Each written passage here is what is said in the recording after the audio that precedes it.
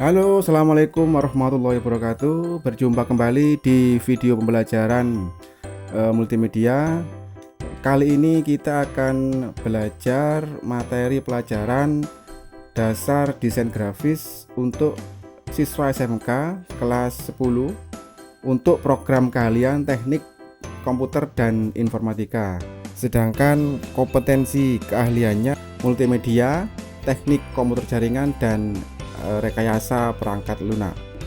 Materi-materi yang ada di mata pelajaran dasar desain grafis kelas 10 adalah bab 1 tentang desain dan pewarnaan grafis, bab 2 tentang layout dan format gambar, bab 3 tentang pengolahan gambar, bab 4 tentang desain logo, bab yang kelima tentang merancang kaos dan batik, dan yang keenam mendesain karikatur.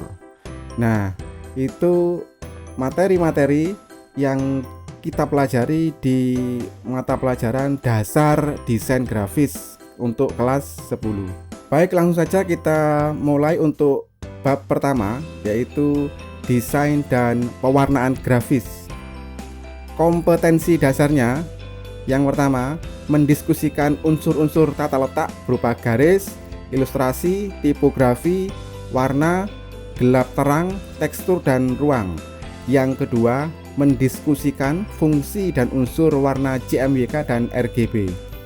Untuk keterampilannya, yang pertama, menempatkan unsur-unsur tata letak berupa garis, ilustrasi, tipografi, warna, gelap terang, tekstur, dan ruang.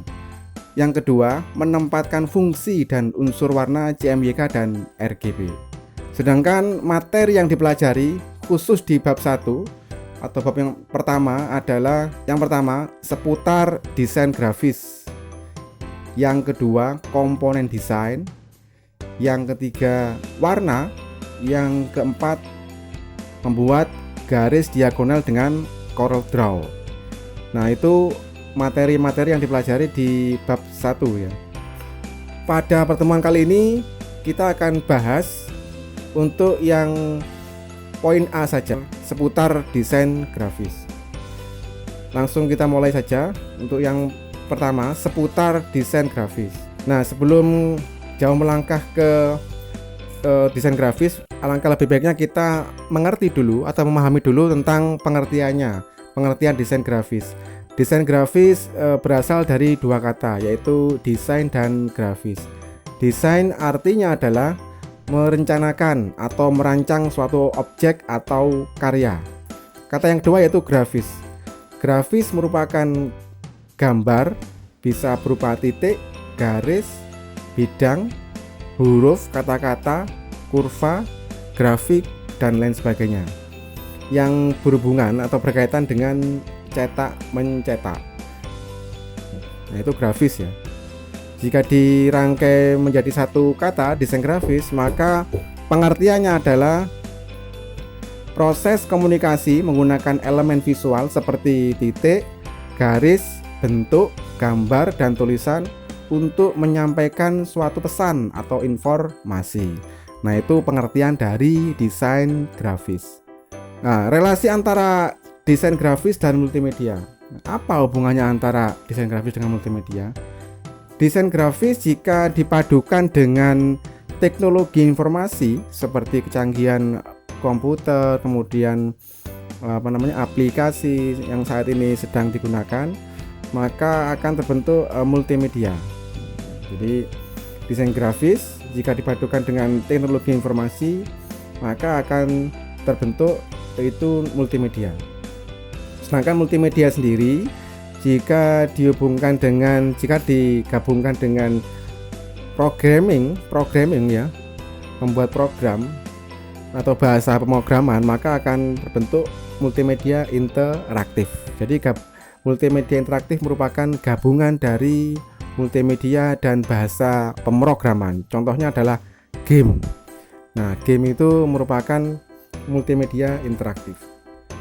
Beragam media komunikasi grafis yang dapat digunakan untuk menuangkan ide atau gagasan terkait desain grafis adalah yang pertama media digital atau media elektronik yang sedang marak sekarang digunakan. Contohnya smartphone, komputer, laptop, televisi, tablet, dan lain-lain. Nah, media ini sekarang sangat efektif ya digunakan untuk memasarkan sebuah hasil karya atau ide gagasan dari desain grafis. Media yang kedua, media cetak. Media cetak bisa berupa majalah, koran, stiker, sampul buku, brosur, dan lain-lain. Jadi meskipun tidak seefektif dari media elektronik, tapi tetap bisa digunakan untuk menuangkan ide atau gagasan desain grafis. Media yang ketiga, media eksternal. Contohnya adalah baliho, spanduk, banner, billboard, papan nama, mobil box. Nah, media eksternal ini biasanya dipasang di luar ruangan ya. Yang keempat, showroom atau ruang khusus. Contohnya etalase, point of purchase, stand floor, lemari transparan, dan lain-lain. Nah, ini biasanya berhubungan dengan sebuah toko atau swalayan atau kantor-kantor yang memasang etalase, point of purchase, dan lain-lainnya. Dan media lainnya bisa berupa baju, kaos, jadi desain kaos, desain baju, kemudian topi, kemudian payung, tas, kipas, dan lain-lain. Nah, itu media-media yang bisa digunakan untuk menuangkan ide kita atau gagasan kita terkait desain grafis. Jadi kita mendesain, kemudian kita cetak di media-media tersebut ya. Tingkatan pengguna teknologi informasi dalam penerapan dan perancangan desain grafis ada 3 tingkatan. Yang pertama, visualizer. Visualizer adalah tenaga ahli yang memiliki kemampuan khusus dalam bidang pengoperasian software desain grafis seperti CorelDRAW, Photoshop, Adobe Illustrator, dan lain-lain. Biasanya pada tingkatan ini hanya mendesain saja, mahir dalam mendesain, sedangkan konsepnya dari orang lain. Yang kedua, desainer. Desainer merupakan level di atas visualizer. Selain memiliki tingkat kemampuan yang memadai dalam penggunaan aplikasi grafis, desainer juga dapat merancang atau merencanakan jenis desain sesuai dengan kebutuhan pasar. Nah, ini pada tingkatan ini sudah bisa mendesain sendiri permintaan pasar atau permintaan konsumen. Kalau visualizer itu desainnya dapat dari konsepnya dari konsumen, dari pasar. Kemudian yang tingkatan yang terakhir yaitu konseptor. Konseptor merupakan tingkatan seniman yang selain ahli di bidang penggunaan software dan perancangan, juga memiliki pola pikir yang lebih jauh dengan memperhatikan berbagai faktor seperti tujuan desain, budaya masyarakat, trending, agama, dan politik. Jadi konseptor ini pola pikirnya sudah entrepreneur ya, artinya sudah selain mampu untuk mendesain sendiri, juga bisa untuk mengonsep seperti apa nanti desainnya yang sekarang lagi tren ya, lagi trending. Nah, itu tingkatan-tingkatan dalam pengguna teknologi yang berkaitan dengan desain grafis.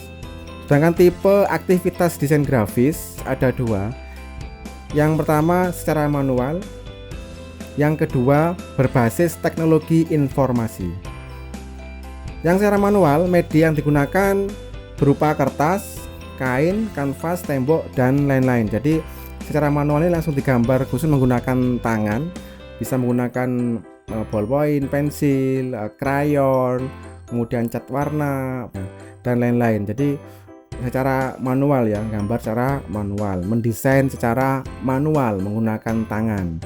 Sedangkan yang kedua berbasis teknologi informasi, media yang digunakan komputer, bisa laptop, atau mendesain di smartphone. Nah, sekarang sudah canggih ya, di smartphone ada aplikasi-aplikasi untuk mendesain. Nah, itu tipe aktivitas desain grafis. Tentunya setiap tipe aktivitas ini memiliki kelemahan dan kelebihan masing-masing. Nah, itu. Jadi secara manual ada kelebihan, ya juga punya kekurangan. Demikian juga yang menggunakan komputer atau menggunakan aplikasi juga memiliki kelebihan dan kekurangan. Selanjutnya, ide dan kreativitas. Ide atau gagasan adalah rancangan yang tersusun dalam pikiran. Dan kreativitas adalah kemampuan untuk menciptakan sesuatu yang benar-benar baru. Jadi biasanya orang yang banyak ide atau orang yang memiliki banyak gagasan, maka orang tersebut disebut kreatif. Jadi kreativitas itu tolak ukurnya dari banyak sedikitnya ide. Semakin banyak ide yang dia tampilkan, yang dia wujudkan, maka orang tersebut semakin kreatif. Nah, begitu ya. Jadi hubungannya ide dan kreativitas. Nah, pertanyaannya sekarang adalah bagaimana cara kita untuk menghasilkan ide-ide yang baru, ide-ide yang fresh itu. Bagaimana cara menghasilkan ide yang baru? Yang paling mudah adalah menggunakan teknik ATM. ATM adalah amati, tiru, dan modifikasi. Maka akan terbentuk sebuah ide baru. Jadi kita kalau melihat produk, ingin mendesain suatu logo misalnya, maka langkahnya adalah kita amati dulu. Boleh kita amati logo orang lain, logo yang sudah jadi, yang sudah bagus, kita amati dulu, kita pelajari, kita kaji. Di situ apa kelebihannya, apa kekurangannya, maka kita tiru modelnya ya. Kita tiru modelnya, tidak apa-apa, kita tiru. Kemudian setelah kita tiru, jangan lupa dimodifikasi. Nah, ini poin pentingnya. Kalau hanya meniru saja, mencontoh saja, itu tidak boleh karena nanti terkena hak cipta, tidak bisa diperjualbelikan. Kalau misalnya hanya sekedar meniru atau mau mencontoh dalam pembelajaran, hanya untuk belajar saja, dikonsumsi sendiri tidak apa-apa. Tapi kalau sampai pada level untuk dipasarkan, dijual, itu tidak boleh karena nanti melanggar hak cipta. Nah, bagaimana caranya agar tidak terkena hak cipta? Dimodifikasi. Dimodifikasi itu bisa berupa dikurangi atau ditambahi. Jadi ada pengurangan, ada penambahan, ada misalkan pengurangan garis, penambahan garis atau kurva, atau diberi gambar apa, atau dalam bentuk warna kita rubah gitu ya. Jadi itu namanya modifikasi. Nah, itu nanti akan terbentuk sebuah ide baru. Nah, itu cara yang paling mudah yang sering kita lakukan juga seperti ini ya. Jadi artinya kita amati, kemudian kita tiru dan kita modifikasi, maka akan terbentuk sebuah ide baru. Nah, itu konsep menghasilkan ide baru. Nah, macam-macam profesi di bidang desain grafis. Pada era digital saat ini, industri desain grafis sangat berkembang pesat dan banyak diminati oleh anak-anak muda, sehingga muncul beberapa jenis profesi di bidang desain grafis. Antara lain yang pertama, drafter. Drafter adalah seorang desain grafis yang memfokuskan dirinya dalam membuat rancangan arsitektur dan juga rancangan bangun yang simetris. Drafter ini biasanya bekerja dalam bidang arsitektur dan industri. Software yang dibutuhkan oleh seorang drafter adalah AutoCAD, Archicad, dan 3D Revit arsitektur. Yang kedua, editor. Editor adalah seorang desainer grafis yang memfokuskan dirinya untuk membuat karya-karya desain grafis seperti cover buku, brosur, banner, kartu nama, pin, logo, dan lain-lain. Tipe desainer ini dibutuhkan dalam dunia periklanan atau publikasi. Software yang dibutuhkan biasanya adalah CorelDRAW, Adobe Photoshop, Adobe Illustrator, dan Freehand. Yang ketiga, layouter. Layouter adalah seorang desainer grafis yang memfokuskan dirinya untuk pembuatan majalah, buku, koran, dan alat publikasi lainnya. Layouter ini bertugas untuk mengatur tata letak tulisan agar enak untuk dibaca dan dilihat ya. Beberapa software yang harus dikuasai yaitu Adobe PageMaker, Publisher, dan Adobe InDesign. Yang keempat, Art Director.